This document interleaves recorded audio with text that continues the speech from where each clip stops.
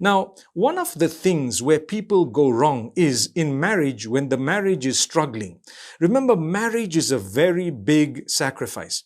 If you are going to sacrifice, you will be happy. If not, it will become a crisis.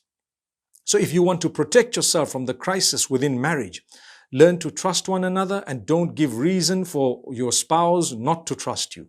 So while we're teaching you to trust one another, we're telling you don't give reason for the other not to trust you. So this is a very balanced statement. We must make sure we don't pry and spy on each other because the Almighty's warned us about that.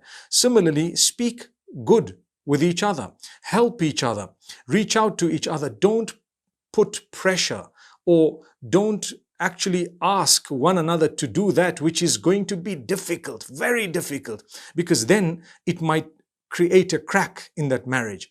But the Almighty says, you know what? As much as it's a sacrifice, we want you to love each other, we want you to have children together and to bring those children up in my obedience, the Almighty says. That's the whole aim. It's not about having children and having more children and you don't even look after them and you're not even bothered. That defeats the whole purpose. But if you have children and you look after them and you give them a good upbringing, then you will be from among those who's protected from crisis. Many people have children and the children are the reason that they're upset and in crisis. The children sometimes are the source of their hardship. May Allah subhanahu wa ta'ala not let that happen to us.